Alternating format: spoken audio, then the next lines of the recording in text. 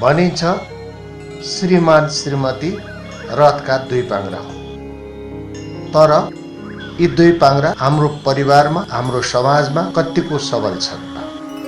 केही प्रश्नहरू उठ्छन्। देश र समाजमा महिलालाई पुरुष सर नै समान इज्जत, समान प्रतिष्ठा, समान अवसरको समानान्तर वितरण छ कि छैन? भाषणमा छ, नियम कानुनमा छ र लिखतमा छ, तर व्यवहारमा छैन। हामी 21औं शताब्दीमा आइपुग्दाखेरि पनि लैङ्गिक हिंसाबाट समाज र देशलाई मुक्त गर्न सकिरहेका छैनौँ।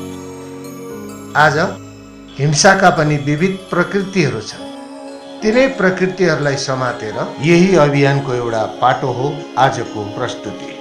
हामीले यसमा केही नाट्य रूपान्तर गरेका छौँ र केही यथार्थपरक दृश्यहरूलाई यहाँहरू समक्ष प्रस्तुत गर्ने जमर्को गरेका छौँ।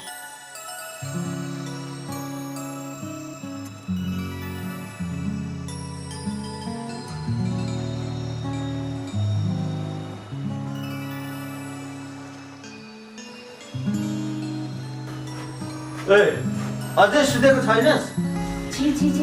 यो के हाल हो तपाईको? सधैँ जाँड खाएर आउने? यसरी कसरी परिवार चल्छ? होइन, म जेसुकै गरौँ, तँलाई के मतलब? तैँले मलाई हुकुम चलाउने? हुकुम चलाकी होइन, सम्झाए कि श्रीमतीको चाहिँ के हैसियत हुँदैन? यो घर त मेरो, तँ मेरी श्रीमती। लु भन्, तेरो बाबुको के खाइदिया छ मैले? होइन, कसले उकास्छ यसरी आइमाईलाई? लो हुनेसित मुखमुखै लाग्छ। श्रीमतीलाई अपमानजनक व्यवहार गर्नु तथा अपशब्दको प्रयोग गर्नु पनि हिंसा हो।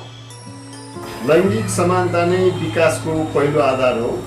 विश्वका जति पनि विकसित देशहरू छन् ती लैङ्गिक समानताकै कारण विकासको फड्को मार्न सफल भएका हुन्। अब हामी पनि लैङ्गिक हिंसा होइन, लैङ्गिक समानताको उन्मुख हुनुपर्छ।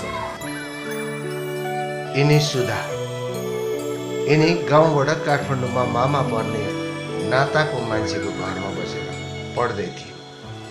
तर मामाको नियत यिनीमाथि खराब पर्दै भयो।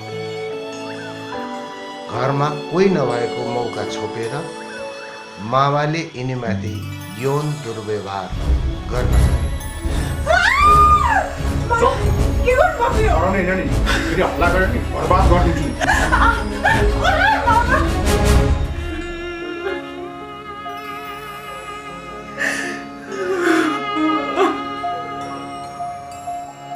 अन्ततः यिनी यौन दुर्व्यवहारको शिकार भए। नातागोताबाट भएको दुर्व्यवहारलाई अभिव्यक्त गर्न पनि गाह्रो, कसलाई सुन्नु कसलाई भन्नु। यस्ता घटनाहरू आफ्नै मनमा दबाएर राख्ने गरिन्छ। यसले गर्दा हिंसा गर्नेहरूलाई क्षण प्रेरणा मिल्छ। समाजको डरले आफूमाथिको हिंसाका बारेमा मौन रहनु हिंसालाई प्रोत्साहन दिनु हो। आफूमाथिको हिंसाको बारेमा आजैदेखि बोल्न सुरु गरौँ। लैङ्गिक रूपमा महिलामाथि भएका सम्पूर्ण हिंसाहरू एउटा अपराध हो। त्यो अपराध अन्त्य गर्नको लागि हामीले घर, समाज र राष्ट्र नै एकजुट भएर अघि बढ्नु अहिलेको आवश्यकता हो। यसो गरे मात्र घरमा, समाजमा र राष्ट्रमा शान्ति आउँछ। शान्तिले नै समृद्धि ल्याउँछ। यो सबै कुराको लागि हामी सम्पूर्ण घर, समाज र राष्ट्र एकजुट भएर अगाडि बढ्न आजको आवश्यकता हो। महिलाहरू सडकमा एक्लै हिँड्न पनि असुरक्षित अवस्था रहन्छ। बाटोमा बसेर क्याम्पस पढ्न गएकी युवतीलाई जिस्क्याउनु कहाँसम्मको न्यायसङ्गत कुरा हो? आई लभ यू भन्न पनि नमिल्ने।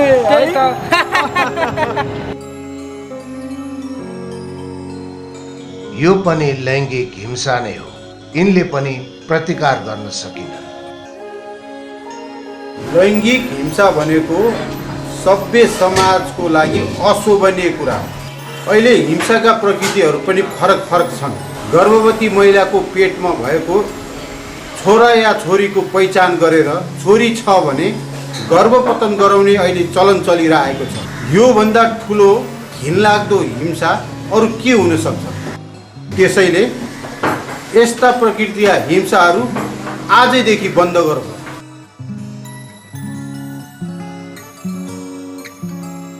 होइन, यसरी कति दिनसम्म बस्ने? तिमीले मेरो बारेमा अलिकति केही सोचेको छैनौ? खुब हिरोइन बनाउँछु भनेर ठुला ठुला सपना देखाउने। तट नेपाल पनि हिरोनी हुने हो त?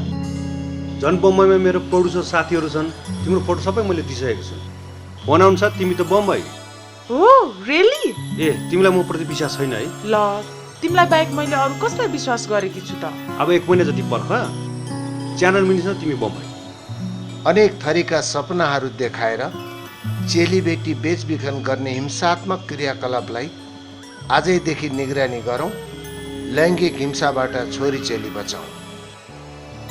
जबसम्म हामीले यसलाई रोक्न सक्दैनौँ तबसम्म न त घरको विकास हुन्छ न त देशको विकास हुन्छ। सबभन्दा पहिला यसलाई रोक्नु पर्यो। हामी आएर यो त एउटा मेन डोमिनेन्ट सोसाइटी हो। अबको जमाना फरक भइसकेको छ, तैपनि महिला हिंसा हामीले रोक्न सकिरहेको छैन। जुन अपेक्षित मात्रामा रोक्नुपर्ने हो रोक्न सकिरहेको छैन। आफूभन्दा आफ्नो श्रीमती माथि गयो भने उहाँहरूलाई त्यसलाई टलरेट गर्नु पनि गाह्रो भएको छ। यो पनि एउटा धेरै नराम्रो, यो पनि एउटा चाहिँ टर्चर नै हो, मेन्टल टर्चर नै हो। आफू ठुलो भयो भने हामी श्रीमतीहरूले के गर्छौँ, मेरो श्रीमान त माथि ओहो यो लेभलमा पुग्नु भएको छ, नाक ठुलो पारेर सबै माथि बयान गर्छौँ। तर जब श्रीमती पुग्छ भने लोग्ने मान्छेहरूलाई चाहिँ अलिकति ह्युमिलेसन फिल हुने, अलिकति इगोको फिल हुने, अलिकति इन्फेरिटीको कम्प्लेक्सको फिल हुने। यो पनि एउटा म के भन्छु त भन्दाखेरि यो पनि एउटा किसिमको मेन्टल टर्चर हो, यो पनि हिंसा नै हो।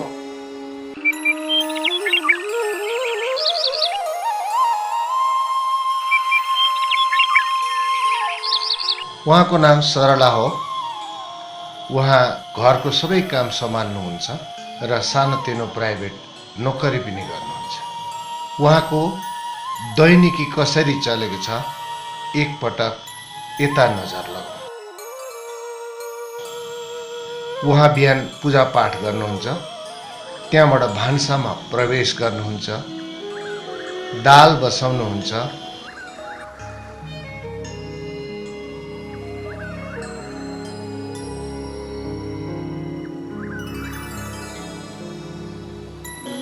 श्रीमान पत्र पत्रिका पढेर बस्नुहुन्छ, उहाँलाई चिया पुर्याउनुहुन्छ, श्रीमानले तातो पानी तताइदिन नहुनका लागि आग्रह गर्नुहुन्छ। सरला, हजुर, नुहाउने पानी तताइदेऊ त। त्यहाँबाट तातो पानी तताउनुहुन्छ, तरकारी केलाउन बस्नुहुन्छ।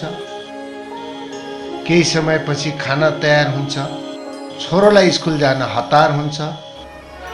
बाबु, स्कुल जान ढिला हुन्छ, खाना खान आऊ छिटो।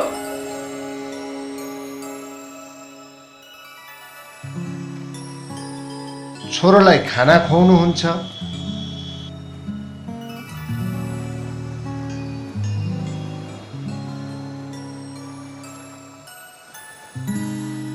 छोरोलाई टिफिन हालेर स्कुल पठाउनुहुन्छ,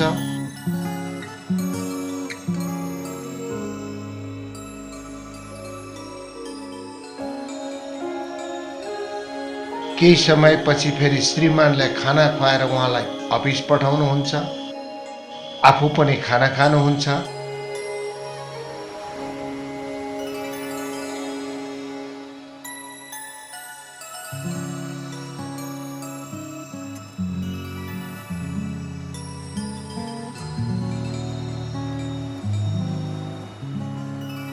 सरला, म अफिस लागे। र सबै काम धरधन्ना सकेर उहाँ पनि अफिस जानुहुन्छ।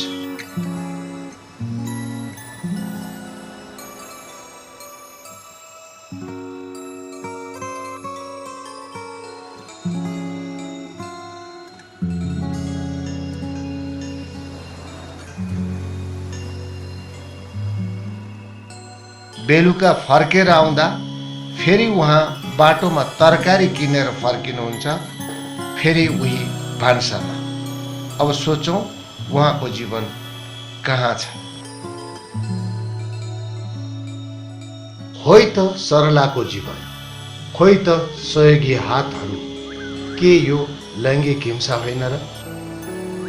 हामीले सरलाको जीवन देखेपछि हामीले चाहेको पारिवारिक वातावरण यस्तो हो।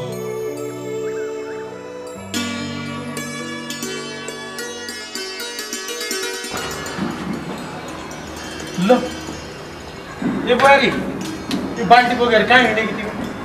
आज भाडामा पानी आएन बुवा, इनारबाट ल्याउनलाई जानु लागेको। ल म छँदासँगै तिमी जानुपर्छ त। खोइ ल्याउ त यो बाल्टी मलाई ल्याउ। होइन बुवा, होइन, म आफै लिएर आउँछु। ल हेर कति जिद्दी भयो के हो तिमी। त्यो रेडियो सुन्दिनौ, टिभी हेर्दिनौ, यस्तो बेलामा चाहिँ गरमको काम गर्नु हुँदैन, आराम गरेर बस्नुपर्छ, राम्रो राम्रो सोच्नुपर्छ, मिठो मिठो खानुपर्छ भनेर भने हुन्छ त टिभीमा। त्यसो गर्नु पर्यो। अब तिमीले ल्याउ बाल्टी ल्याउ त, म लिएर आउँछु। ल जाऊ जाऊ, नुहाइदेऊ छौ। बाल्टी त उहाँ पुर्याएछ। ओहो काका, तपाईँ पो बाल्टी बोकेर आउनु भएछ त। घरमा बुहारी भाउजू हुँदाहुँदै तपाईँ लाछी पो हुनुभएछ त। घरको काम गर्दा, गर्भवती बुहारीलाई सघाउँदा, आमा दिदी बहिनी चेलीहरूको सहयोग गर्दा त्यस्तोलाई लाछी भन्दैनन् बाबु। घरका महिलाहरू दासी होइनन्, सहयात्री हुन्। नारीको महत्त्व बुझ बाबु। अबको जमानामा हामीले नारीलाई सबै ठाउँमा सँगसँगै लिएर हिँड्न सकेनौँ भने यो समाज र देशको विकास कसरी हुन्छ? के वाइघाट कुरा गरिरहेको? पुरुष भएर होइन, परिवारको एउटा सदस्य भएर अब सोच्ने बेला आएको छ। हामीले चाहेको पनि यही नै हो। हामी अब सहयात्री भएर अघि बढौँ। लिङ्गका आधारमा महिलाहरूमाथि हुने सबै प्रकारका हिंसाहरू 21औं शताब्दीको समाजका निम्ति सुहाउने कुरा होइन। हामीले हाम्रो आफ्नै परिवारभित्र हाम्रा छोरीचेलीहरूको सम्मान गर्न सकेनौँ भने हाम्रो परिवार सम्मानित हुन सक्दैन, हाम्रो समाज सम्मानित हुन सक्दैन र हाम्रो राष्ट्र सम्मानित हुन सक्दैन। त्यसकारणले 21औं शताब्दीको सभ्य समाज बनाउनका निम्ति सबै प्रकारको महिला हिंसाको अन्त्य गर्न जरुरी छ र यसका निम्ति सम्पूर्ण नेपालीहरूलाई एकजुट भएर अगाडि बढ्न म हार्दिक आह्वान गर्न चाहन्छु।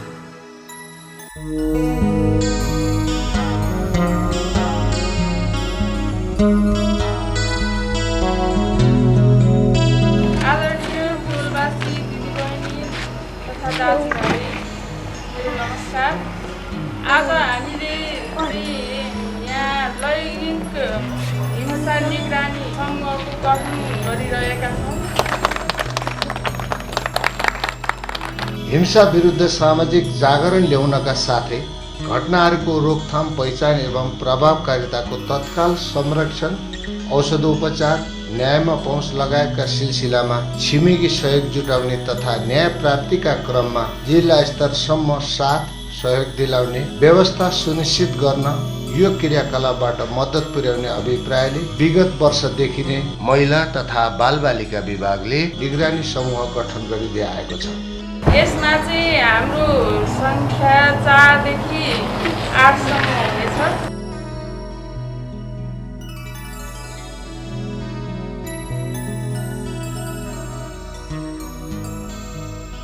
जसअनुसार समितिको मासिक पूर्ण बैठकबाट भौगोलिक क्षेत्र तथा जनसङ्ख्याका आधारमा 4, 6 वा 8 जनासम्म सदस्य रहेको लैङ्गिक हिंसा निगरानी समूहको गठन गरी कार्य जिम्मेवारी तोक्ने व्यवस्था मिलाइएको छ। यसै कार्यको निरन्तरताका लागि गत आर्थिक वर्षमा 1236 समिति अन्तर्गत निगरानी समूह गठन गर्ने लक्ष्य लिएकोमा जम्मा 1025 समिति अन्तर्गत निगरानी समूह गठन गर्न सफल भएको छ। निगरानी समूह गठनपछि लैङ्गिक हिंसामा सुधार आउन थालेको महसुस गरिएको छ। नियम कानुनले मात्र महिलामाथि गरिने हिंसा रोकिने होइन, राष्ट्रका हरेक क्षेत्रमा महिलालाई सँगसँगै लिएर हिँडौँ। ट्राफिकमा पनि देखिन्छन् महिलाहरू, गाडी र टेम्पो चलाउन पनि देखिन्छन् महिलाहरू, कन्डक्टर भएर बसेको पनि देखिन्छन् महिलाहरू, साथै आकाश छुन हवाई जहाज उडाएर चलाएको पनि देख्न सकिन्छ महिलाहरूबाट।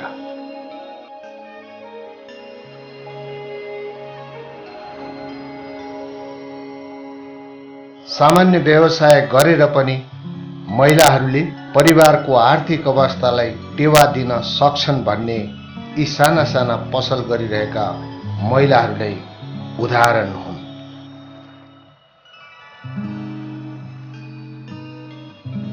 नारी शिक्षित भइन् भने परिवार नै शिक्षित हुन्छ। लैङ्गिक हिंसाबाट समाजलाई मुक्त गराउन महिलालाई बढी शिक्षा प्रदान गर्नुपर्छ। अवसर दिँदा महिलाहरूले राष्ट्र निर्माणमा ठूलो भूमिका खेल्न सक्छन्।